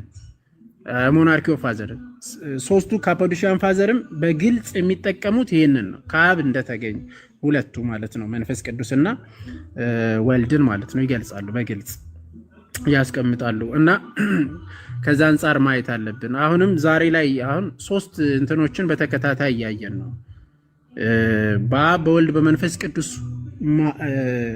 መሀል ላይ ያለውን አይተን ኡዚያ ማለት ዘሴም ኢሰንስ መሆናቸውን ስናየው እዚህ ጋር ሞናርኪ ኦፍ ፋዘር ላይ ሌላ ትምህርት ሲያስተምሩ ተመለከት። ሁለተኛ ደግሞ ወርደን ከመቤታችን የተገኘ ማለት ከመቤታችን የተነሳ ነው የባህሪ አምላክ ሆነ ማለት which is እስላሚክ ማለት እስከ እስልምናም የወረደ ነው። በነገራችን ላይ ከእስልምናም የወረደ ነው ይሄ ትምህርት። ከመቤታችን የተነሳ የባህሪ አምላክነትን ጌታችን ኢየሱስ ክርስቶስ አላገኘም። ከዘላለሙ ከአብ ዘንድ የተወለደ ነው እንጂ እርሱ ከድንግል ማርያም መጥቶ በስጋ ተወልዷል። ይህንን እናምናለን። ከስጋ ስጋ ከነፍሷ ነፍስ ነስቶ ተወልዷል። ይህንን እናምናለን። ቴዎቶኮስ እንላታለን። እመቤታችን ቅድስት ድንግል ማርያም የአምላክ እናት የእግዚአብሔር እናት እንላታለን። ራሱ እርሷን ፈጥሮ እርሷን ከብሮ ነው ካከበራት ከፈጠራት በኋላ ነው ከእርሷ ስጋ ነስቶ የተወለደ ራሱ ወልድ እንጂ ከእመቤታችን የተነሳ የባህሪ አምላክ ሆነ which is በጣም ሄሬሲ ማለት ነው እና በጣም ጥንቃቄ የሚፈልገው ነገር ነው እና አደራችሁ በተለይ ከዶግማችን ትምህርት ውስጥ ባትነቁ ማለት ዶግማ ትምህርትን የቤተ ክርስቲያንን ምስጢረ ሥላሴን፣ ምስጢረ ሥጋዌን፣ ምስጢረ ቁርባንን፣ ምስጢረ ጥምቀትን፣ ምስጢረ ትንሣኤ ሙታንን አደራችሁ በጣም ጥንቃቄ ይፈልጋል የእውነት ለመናገር እና ከዛ አንጻር ይሄ መታየት አለበት። ጥያቄ ያላቸው ይግቡና ሜቢ አንዳንድ እንትኑ ስለጠፋብኝ ነው ፓወርፖይንት ያዘጋጀሁት እንጂ ቸርች ፋዘሮች እያንዳንዱ በኋላ ላይ ማሳየት እንችላለን። ሁሉንም ማለት ነው ማሳየት እንችላለን። የትኛው አባት ነው የተጠቀመው የሚለውን ማለት ነው በመረጃ እናያለን። የሚጠይቁት እግዚአብሔር ያክብርልን፣ ቃለ ሕይወትን ያሰማልን። ዲያቆን መኩ እግዚአብሔር ያክብርልን። በቃ እዚህ ቀለል አድርጎ ማስተማርና ምስጢረ ሥላሴን መተንተን መልካም ይመስለኛል። ኢዮባ ወደ ቀጣዩ ሀሳብ መሄድ ትችላለህ። ኦኬ እሺ፣ እሰማለሁ። ኔትወርክ እየተቆራረጠብኝ ነበረ። እሺ ቤተ ማርያም እንኳን ደህና መጡ። ሰላም ብያለሁ። ሰላም ላንተ ይሁን ኢዮባ፣ እንዴት ናችሁ? እግዚአብሔር ይመስገን አለን። እግዚአብሔር ይመስገን። አባቶቼ ካላችሁ ቡራኪያችሁ ይድረሰኝ። እሺ የተወሰኑ ጥያቄዎች አሉኝ። አንዳንድ ሀሳቦች ትላንትና ሰምቼ ነበርና ምናልባት እኛ በነበረው የልጆቹ ኢንተርቪው ላይ ያነሳናቸው ነጥቦች ነበሩና እንዴት ነው እዛ ነገር ላይ ያሉትን እይታ ማወቅ ፈለኩኝና 3 ነጥቦች ትላንትናና ዛሬ አወራን ማለት ነው። የመጀመሪያው የማህፀኗ ፍሬ የተባረከው እሷ የተባረከች ስለሆነች ነው የሚል አገላለጽን ይጠቀማሉና ይሄ አገላለጽ ትክክል ነው? ማን ነው የተጠቀመው? ኢዮባ እኔ ነው። ትላንትና ሀሳብ ሲሰጡበት የነበረው ቤት ይሄ የነሱ ሀሳብ ተደግፎ ስለነበረ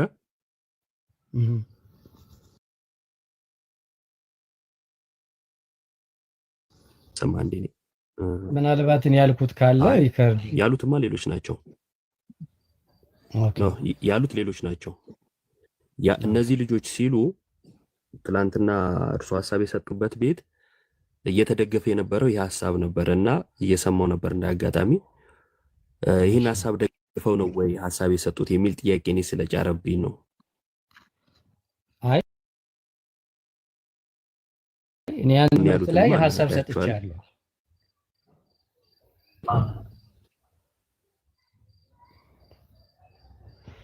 ሰምቼዋለሁ። ኢዮባ ሀሳቡ ላይ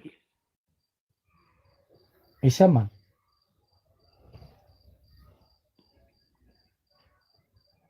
እሰማለሁ። ይሰማል። ኢዮባ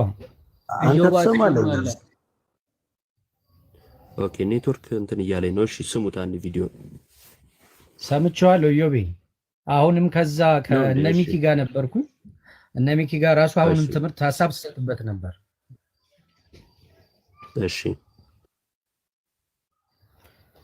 የትምህርቱን ሀሳብ እንድገልጸው ነው የፈለግከው? ልድገመው? አይ አገላለጹን እንዴት አዩት? ይሄ እሷ ማን ነው የማህፀኗ ፍሬ የተባረከው እሷ የተባረከች ስለሆነች ነው የሚለው። ኦኬ፣ በመጀመሪያ እመቤታችን ቅድስት ድንግል ማርያም የተባረከች ሴት ናት። መጽሐፍ ቅዱስ ጌታችን ኢየሱስ ክርስቶስን ከመውለዷ በኋላ አይደለም እመቤታችን የተባረከችው፣ መጀመሪያም የተባረከች ናት። እመቤታችን ጌታን ስለወለደችው አይደለም ጌታ የተባረከው፣ እሱ ባራኪ ነው።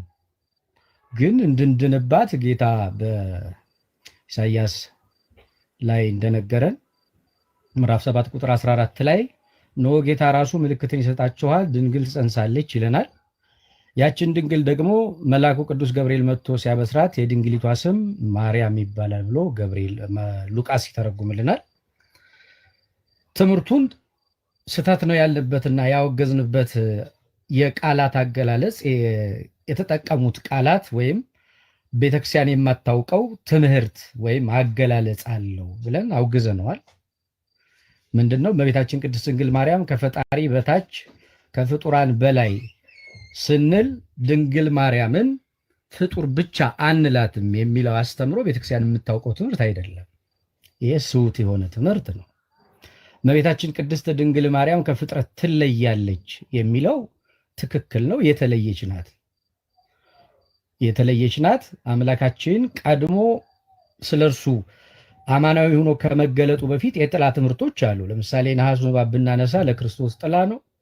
ሙሴ ባህር መክፈሉን ብናነሳ የክርስቶስ ምሳሌ ነው። በኩራትን የመታውን ያንን የእስራኤላውያን በመቃንና በጉበናቸው የቀቡትን ደም የክርስቶስ ምሳሌ አድርገን ብናነሳ ምሳሌ ነው። አማናዊው ለክርስቶስ እንዲህ ተብሎ በቤተክርስቲያን ትምህርት ይቀጸላል። እመቤታችን ቅድስት ድንግል ማርያምም ማርያም የሚለውን ስም ከመገለጡ ከማወቃችን በፊት መጽሐፍ ቅዱስ ስለ እመቤታችን ስለ ቅድስት ድንግል ማርያም አባቶቻችን በመንፈስ ቅዱስ ተረድተው ስለ እመቤታችን ተናግረዋል። ስለ እመቤታችን የተነገረው ጌታችን የሚመጣበትን ቀድሞ ራሱ ነግሮናል። ስለዚህ በመረጠው መጣ የሚለው አስተምሮ ነው ቤተክርስቲያን የምታውቀው። ከሌላውም ስለ እመቤታችን ስለ ቅድስት ድንግል ማርያም በተሻለ የምትገልጠው የኢትዮጵያ ኦርቶዶክስ ተዋሕዶ ቤተክርስቲያን ናት። መጽሐፍ ቅዱስ ብቻ ብሎ ለሚመጣው ማርያም ከየት ተገኘች ቢባል መጽሐፍ ቅዱስ አያነሳ። ኢያቄምና የሐና ልጅ ፍጡር መሆኗን ነገረ ማርያም የሚል ትምህርት ሰርታ የምታስተምር የኢትዮጵያ ኦርቶዶክስ ተዋሕዶ ቤተክርስቲያን ናት። ስለዚህ አዲስ ትምህርት ወይም አዲስ አገላለጥ ያመጡትን አውግዘነዋል ነው።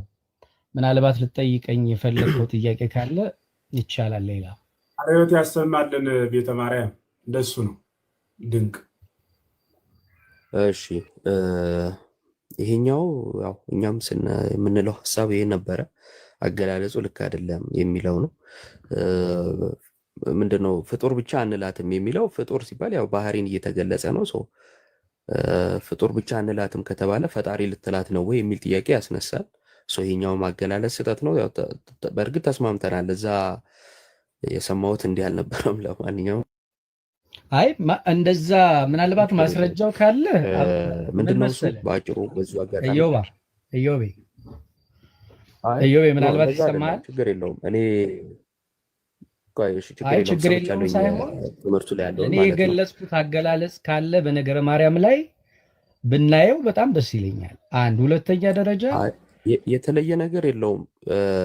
ሀሳቤን እንትን በል ምንድነው እዛ ጋር ሲገለጽ የነበረው ልጆቹ ልክ እንደሆኑና እንደውም እኮ ከእናንተ እንትን ብላችሁ አውርታችሁ ከጨረሳችሁ በኋላ ሌሊት ላይ ከነዛ መካከል አንዱ እሱ የማህፀኗ ፍሬ የተባረከው እሷ ስለተባረከች ነው የሚለውን ዲፌንድ አደርጋለሁ ብሎ ሲተረተር ነበር ያመሸው። እዛ ጋር የነበረው ሀሳብ እስከ ዛሬ እስከ ከሰዓት ወይም አመሻሹ ላይ እስከነበረው ድረስ የእነሱ ሀሳብ ልክ ነው የሚል ነበረ። ሞናርኪ ኦፍ ዘፋዘር የሚለው ፈጽሞ የቤተክርስቲያን ትምህርት አይደለም፣ የካቶሊክ ነው፣ ቅብርጥስ እየተባለ ቀኑን ሙሉ ሲወራ ነበር ከትላንት ወዲያ ጀምሮ፣ ትላንትና ምናምን ማለት ነው። ዛሬ መምህራኑ መጥተውም የተናገሩት መጽሐፍትም ሃይማኖተ አበውንም ጨምሮ የሚገልጸው በሁሉም ትምህርት ስህተት እንደሆኑ ነው። በቃ አገላለጹ ስህተት ነው ማለት አገላለጹ የተሸከመው ሀሳብ አለ። አንድን ነገር አስተያየት ሲሰጥ ምንድን ነው የተባለው፣ ምን ሀሳብ ተሸክሟል የሚለው ተጨምሮ ነው። እኔ አስፈላጊ አይመስለኝም። በወዲያኛው ሳይድ ምን እየተነሳ ነው የሚለው ሳይታወቅ እነ በጋሻው እነ ትዝታው የሚል አገላለጽን እየተጠቀሙ እንትን ማለት እኔ አስፈላጊ መስሎ በፍጹም ነው የማይታየኝ ማለት ነው። እና የልጆቹ አገላለጽ ስህተት ነው፣ ምንፍቅናም ጭምር አለበት። ልጆቹ መናፍቅ ላይሆኑ ይችላሉ እናቸው ምናምን የማለት መብቱም የለንም። ግን ደግሞ ሀሳቡ ትልቅ ስህተት አለው። ሞናርኪ ኦፍ ዘፋዘር የአባቶች ትምህርት ነው፣ የመጽሐፍ ቅዱስ ትምህርት ነው። ሁሉ ከአብ ምንጭ የሚለው በሃይማኖት አበው ላይ ያለ ነው። ይህንን የካዱት ፈጽሞ የቤተክርስቲያን ትምህርት አይደለም አሉ። ማርያምን ፍጡር ብቻ አንላትም አሉ። ከየት አመጣው ይህን ትምህርት? የለም። ይሄ ትምህርት ከሌለ ስህተት ሊባሉ ይችላሉ አይደለ? ስህተት ነው ከተባለ እዛው ጋር ስህተት ነው ሀሳባቸውን ሰምቶ ማለት ነው። የማህፀኗ ፍሬ የተባረከው እሷ ስለተባረከች ነው። ከየት አመጡት? እኔ እንደዚህ አይነት የተደነቃቀፈ ሀሳብ እየተነሳ ከዛን ሰዎች እኔ በዚሁ አጋጣሚ ኦርቶዶክሳዊ ማይንድ ሴት ማለት ስህተትን ሁሉ የማቀፍ ማለት አይደለም። አንዳንድ ሰው ለመረዳትን ሞክር ኦርቶዶክሳዊ ማይንድ ሴት ይኑረን ምናምን ይልና ከዛን ሐዋርያትም የዓለም ብርሃን ተብለዋል፣ ኢየሱስም የዓለም ብርሃን ተብሏል። ስለዚህ የቃላቱ መመሳሰል ምናምን ይሄ እኮ በመጽሐፍ ያለና በአባቶችም የተብራራ ነው። ከምን አንጻር የሚለው ማርያምን ፍጡር ብቻ እንላትም የሚለው በየትኛው አባት የተባለ ነው? የትኛው መጽሐፍ ላይ ያለ ነው? የማህፀኗ ፍሬ የተባረከው እርሷ የተባረከች ስለሆነች ነው። የትኛው መጽሐፍ ላይ ነው ያገኛችሁት? የቱ ጋር? ኦርቶዶክሳዊነት መጠን እንጂ እንደዚህ አይነት ነገር አይደለም። እንዲህ እየለጠጡ የሌለ ነገር እየተወራ ከዛን የሰባኪን ስብከት ዲፌንድ ሲያደርጉ መዋል እኔ ማነስ ነው መስሎ የሚታየኝ። ይቅርታ አድርጉልኝ። አይደረግም። ከተሳሳተ ተሳሳተ ነው፣ ተመለስ ነው፣ በቃ አለቀ። ስህተት ከሆነ ስህተት ነው። ለእነንትና ሲሆን ትንሿ ስህተት ገዝፋ ያዙን ልቀቁኝ ያስብላ። እንዲህ አይነት ግባብዳ ስህተት ሲባል ያው እንግዲህ እንዲህ ሊሉ ፈልገው ይሆናል እንዲህ ሊሉ ፈልገው ይሆናል እያሉ ማለት እኔ የአማርኛ እጥረት የለብንም፣ የቋንቋ እጥረት የለብንም። እንዲህ ሊሉ ፈልገው ይሆናል የሚለውን ማለት ይችላሉ። ዲፌንድ የሚያደርግላቸው ሰው እንዲህ ሊሉ ፈልገው ይሆናል ካለ የሚለው እነዛኛው አካላቶች ያንን ማለት ከብዷቸው ነው እንደዚህ አይነት ቃል የተጠቀሙት። አንዳንድ ጊዜ ስንገልጽ ወይንም ደግሞ ሐሳብ ስንሰማ ሐሳብም ስንሰጥ በዛኛው ሳይድ ራሱ የሚነሳውን ሐሳብ ሰምተን ቢሆን እጅግ በጣም ጥሩ ፕላስ ባልተሰማ ነገር ላይ ሀሳብ አይሰጥም እና ከቀን ጀምሮ ስንሰማው የነበረው ነገር ነበረ። በኩም ያነሳው ቀንም እነ መምህር በረከትም መምህር ኤፍሬምም አንስተው በትምህርተ ስላሴ ላይ የተነጋገሩበት ሀሳብ ነበረ። ብዙዎቻችን ሀሳብ አግኝተንበታል ብዬ አስባለሁ። መልእክቴ ግን ምንድነው እዚህ ላላችሁ ለ1100 ሰዎች የሆነን ሀሳብ ስትሰሙ ቤተክርስቲያን ሚዛን አላት። በቅድስቱ ፊት ትመዝናለች። ጽሁፉ እንዴት ይብራራል? በአባቶች ትምህርት ይመዘናል፣ ይታያል። አንድ ሁለተኛ፣ በቲፎዞ ትምህርት አይታይም። እከሌን ስለወደድኩት ያወራ ሁሉ ልክ ነው አይባልም። ሰው ነው፣ ማንም ሊስት ይችላል። እኔም ተነስቼ ልዘባርቅ እችላለሁ። የምታረመው በቤተ ክርስቲያን ትምህርት ነው። ትምህርት ላይ በጣም ጠንቃቃ እንሁን። ማንም ይሁን ማን ማለት ነው። ትምህርት ላይ እኛ ከተጠነቀቅን ሰውየው ምንም ያወራ ምን መዝነው በቤተ ክርስቲያን ትምህርት ይሆናል። ስለዚህ ሁልጊዜ ከማን ጋር እንቆማለን ማለት ነው? ከቤተ ክርስቲያን ጋር። የሚገርም ነው። ትላልቅ መምህራን ቀርበው አይ ሞናርኪ ኦፍ ዘ ፋዘር የቤተ ክርስቲያን ትምህርት ነው ሲባል መክረውት ነው።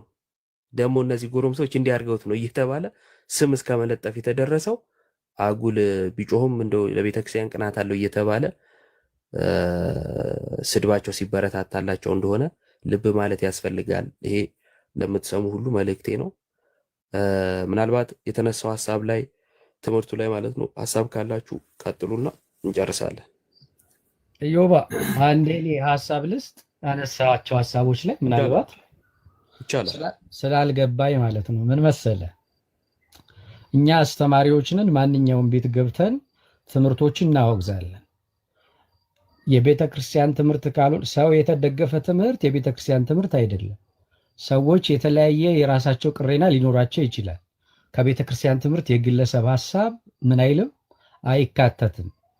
የቀደሙ መናፍቃንን ሜንሽን ያደረግንበት ምክንያት ዱቄትና አመድ አብረው ስለሚበኑ ማለት ነው። ስለዚህ የእያንዳንዳቸው እንትን ግን በጣም የተለያየ ስለሆነ የቤተ ክርስቲያን ትምህርት የሚታየው በቤተ ክርስቲያን ነው እንዳልከው። በእኛ ቤተ ክርስቲያን የነገረ ማርያም ትምህርት የታወቀ ግልጽ የሆነ ነው። እንደውም ክርስቶሎጂ እንዳይዛባ በደንብ ጥናት የሚሰጠው በነገረ ማርያም ላይ ነው። ምክንያቱም ነገረ ማርያም ከተዛባ ነገረ ክርስቶስንም አዛብተን ስለምንመለከተው ማለት ነው። ስለዚህ እነዚህ ወንድሞችም ጋር እኔ ስገባ ሀሳቦቹን አቀረቡ፣ ቪዲዮዎቹንም አየሁኝ። እነዛ ልጆች የገለጹበትን ኢንቴንሽን ቤተክርስቲያኗ የማታውቀው ቃል ወይም ዳያሎግ ስለሆነ ይሄ ከሆነ ምንፍቅና ነው በሚል አውግዘናል። ከግለሰቦቹ ጋር አይደለም ግንኙነቴ፣ እኔ ግንኙነቴ ከትምህርት ጋር ስለሆነ ማለት ነው። ስለዚህ የትኛውም ስፍራ ላይ ሰው አስጠግተን የምንሰጠው ትምህርት ምእመንን ይከፍላል፣ የቤተ ክርስቲያንን ሀሳብ ይከፍላል እንጂ አንድ አያደርግም። ስለዚህ ሁል ጊዜ ትኩረታችን ትምህርት ላይ ስለሆነ የቤተ ክርስቲያኗ ትምህርት የታወቀ ነው። ነገረ ማርያም የታወቀ ግልጽ የሆነ ነው። እነዛም ፕሮድካስት ላይ እነዛ የሰጡት ትምህርት የቃል አገላለጻቸው ትክክል አይደለም። ቤተክርስቲያኗ የማታውቀውን ንግግሮች ወይም ደግሞ ዳያሎጎች ተጠቅመዋል። እሱን አውግዘናል። ከዛ ባሻገር ግን የሚጠቅመው ነገር ምንድን ነው? ሁልጊዜ ስናስተምር ትምህርቱ በቤተክርስቲያን እንደሚታይ አውቀን ማስተማር በጣም ጥቅም አለ። ስለዚህ እኔ እዛ የገባሁበት ሀሳብ ልሰጥ የገባሁበት የልጆቹ ቤት የነገሬ ስለሆነ ሳይሆን ትምህርቱን ምን ለማለት ነው፣ ይሄ በዚህ ነው ይሄ በዚህ ነው ብሎ ሀሳብ ለመስጠት ነው እንጂ የወዳጅነት የቤተክርስቲያን ትምህርት የለም። ግልጽ የሆነ ትምህርት ስለሆነ ማለት ነው። እና ይሄንን በዚህ እንድትይዙት እንፈልጋለን። ከታችም እንጠይቃለን። አምነህበት ነው ወይ እዚህ የተገኘው ምናምን ያሉ ልጆች ነበሩ። እዛም እነ ሚኪ ጋር ስገባ ማለት እኔ ወንድሞቼ ናቸው፣ ኦርቶዶክስ መሆናቸውን አውቃለሁ። ስለዚህ ትምህርቱ ላይ ግን የቤተክርስቲያን ትምህርት ሀሳብ ሰጣለሁ። እዚህም ቢሆን እንደዛው ማለት ነው። እና በዚህ አይንና በዚህ መረዳት ብታዩት ደስ ይለኛል ለማለት ነው። እሺ ምናልባት በዚሁ አጋጣሚ ማቤት ተገባ ምናምን የሚለው የኛ ኢሹ አይደለም። እንደው እንዲታወቅ ማንም ማቤት መግባት ይችላል፣ ጥያቄያችንም አይደለም። ስም ማንሳት ራሱ አንፈልግም። ትላንትና ማየታችሁ ከሆነ የአንድ ሰው ስም እንኳን አልተነሳም። ሶስት ስም አንስተንም አናወራም። የምናወራው ትምህርት ላይ ነው። ማንም የፈለግ ቤት መግባት ይችላል። ከእሱ አንጻር አይደለም ጥያቄው ሀሳቡን ወይም ተቃውሞ የቀረበበትን የልጆቹን አገለጻ ከመረዳትና ከመቀበል አንጻር የሚለው ላይ ብቻ ነው። ትላንትና ግን ቃላቱም ስህተት አለው። ያው እንትን ስለማይሆንልኝ ነው፣ የዝም ብሎ ማለፉ ስለማይሆንልኝ ነው። ማንም ሰው ትላንትና ቃላቱ ነው ስህተቱ ብሎ ያለ የለም እስከ ሰማሁት ድረስ እዛ ቤት ገብቶ ያወራ ማለት ነው። ዛሬ ነው አሁን ከመሸ ቃላቱ ይጸናል ቃላቱ ምናምን መባል የጀመረው ዛሬ ነው፣ የአቋም ለውጥ ተደርጎ ማለት ነው። ትላንት ማንም አላለም እስከሰማ ነው ማለት ነው። ጆሮአችንን እንትን ልንለው አንችልም። ለማንኛውም ችግር የለውም። ዋናው ትምህርቱ ላይ መግባባታችን ከቤተ ክርስቲያን ጎን መቆማችን ነው ትልቁ ነገር።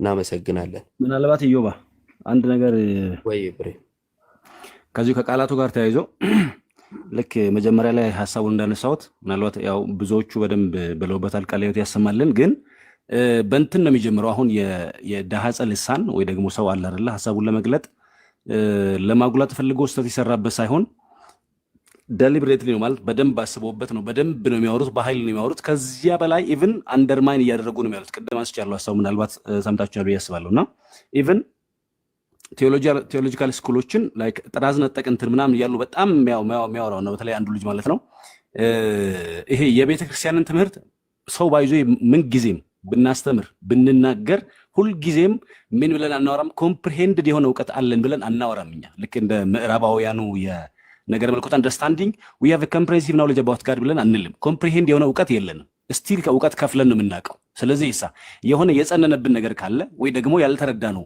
በቅጡ ያልገባን ነገር ካለ ቅድም መምህር ኤፍሬም ሲያነሱት እንደነበረው ቆይ እስኪ በዚህ ጉዳይ ላይ ልጠይቅበት ይባላል። ሙሉ አይደለንማ። ኢቭን መምህር ተብሎ የተቀመጠም ሰው መምህር ተብሎ የተሾመውም ሰው ደግሞ ያልገባው ያልተረዳው ነገር ሊኖር ይችላል። ሁለተኛ እርግጠኛ ማንሆንበት ጉዳይ ይኖራል። ያኔ ሌሎች መምህራንን ለመጠየቅ በዚህ ጉዳይ ላይ ደግሞ የተለየ መረዳት ወዳላቸው መሄድ ይጠበቃል ወይ ደግሞ ግድ ይላል ማለት ነው። ነገር ግን አንድ ጉዳይ ላይ አስረግጠን ደጋግመን እያወራ አስረግጠን እየተናገርን አሁን አንዳንዶች እንደዚህ ይላሉ፣ ቪዲዮ መቆራረጥማ እንደዚህ ክርስቲያናዊ አይደለም።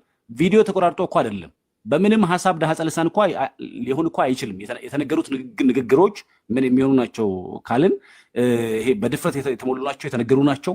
ሁለተኛ እኔ እንጃ እንግዲህ የአራቱ ጉባኤያት መምህራን ይሁኑ ወይ ደግሞ እንግዲህ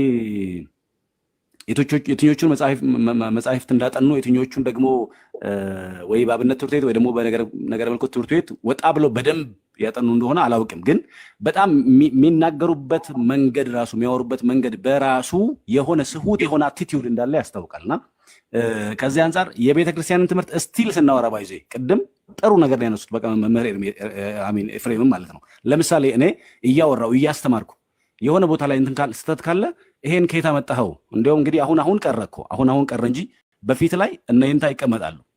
ሰው ፊት ለፊት ወጥቶ የሚሰብከውን ሰባኪ እያስተማረ ወይ ደግሞ እየተናገረ አንድ ቦታ ላይ ሲስት ሲያበቃው እስኪ አሁኑን መልሰው ከየት አመጣኸው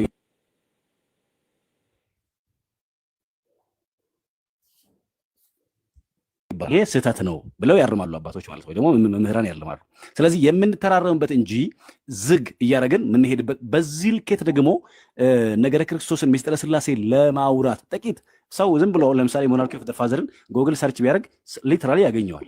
ወይ ዝም ብሎ ዶግማቲክ ቴዎሎጂ ማቴሪያል ወይም ሃንዳውት እንኳን ቢያይ ሶርስ ኦፍ ዘ ትሪኒቲ ከፕሪሺያን ፋዘርስ በደንብ ያስቀምጡታል።